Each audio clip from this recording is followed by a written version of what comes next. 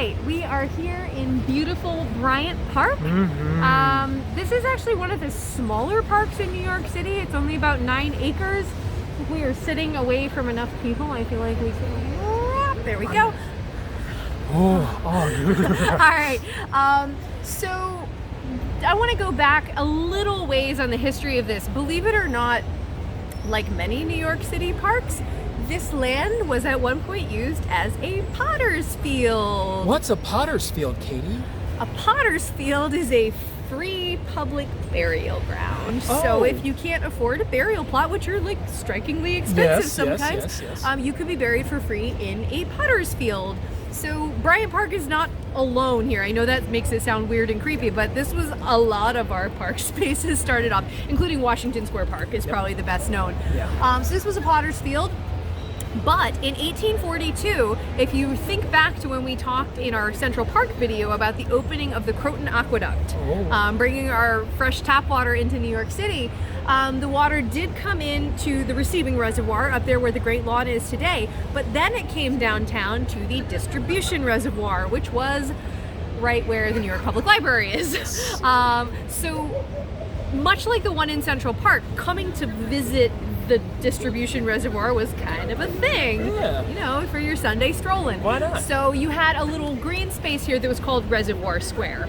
And so people would come up and they'd check out the reservoir and they'd be like, "Yas, water," and then they would walk around and it was nice. In the 1860s, during the American Civil War, this was also the site of some draft riots. There were actually quite a few draft riots in New York City that went on in the 1860s. This was officially... 1960s. 1860s. Civil War. Oh my gosh, I was already thinking the 1900s. Here we go. We're in different centuries right now. I need more coffee. Okay.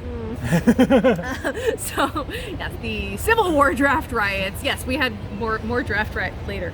In 1884, this was officially renamed Bryant Park, which is its name today. That was after William Cullen Bryant. He was the editor of the New York Evening Post. He was also a very outspoken abolitionist. He was a very strong voice in calling for Central Park to be created as a green space for New Yorkers. So for all of his contributions to the people of New York, this was named for him. And today it is one of the most popular parks. Yes. And I think for its size, one of the most visited as well, as far as like people per acre. Absolutely. So what's some of the things you like to do in Bryant Park? So my absolute favorite thing to do in Bryant Park happens only during the summer. They had the summer movie series they do on Monday nights. It's free. It is one of the coolest things. Out here, right now you can't see because they're getting set up for the winter shops here at Bryant Park. But in the middle of Bryant Park is this beautiful green lawn that they put a fertilizer on in the late fall, and then it's covered up for the whole winter while they have the winter shops up, so that when they pull that all up in the spring, the grass is still nice and beautifully green.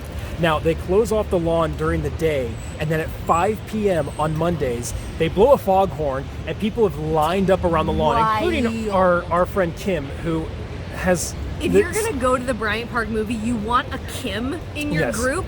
What Kim does is takes a blanket, because you want something to sit on, and she, as soon as the horn goes, runs and like dives like a flying squirrel. Dives like, flying squirrel style, and like sprawls out face first on the grass so that she can occupy as much space as possible. Meanwhile, the rest of us like meander along like an hour later, and you're just like, oh, look, a spot. Oh my gosh, what a great spot. There must not have been too many people here. Well, we did not come to blows with anybody for that spot. Absolutely. It's really fun. Oh yeah, they'll show some really classic films here. We saw Ghostbusters here together. We saw Ghostbusters here, yeah. We watched Ferris Blazing Bueller's Saddles. The most uncomfortable public viewing of Blazing Saddles ever, because you don't really say those things from Blazing Saddles in public anymore, but we did it here. Other things that I've seen Ferris Bueller's Day Off. I did Roman Holiday. Ooh, that was I think fun. I saw Ghost here as well. Nice. Oh yeah, it's beautiful because you're under a pretty open sky down here, and even though we are blocks from what is known as Times Square, the lights don't really come in all that much because of some of the taller buildings out around here. But I did mention the winter shops, and that's what's being set up right now. So let me give you a good shot of what's happening here.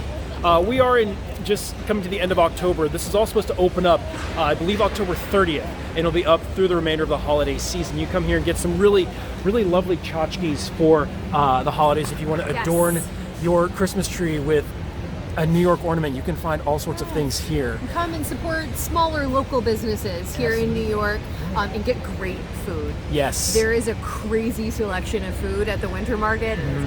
It is really, really great. So this is another great spot for you to hit if you're here during the holiday season as well. But it's a wonderful place to come any day all of the time. year. There's always something happening in Bryant Park. Absolutely.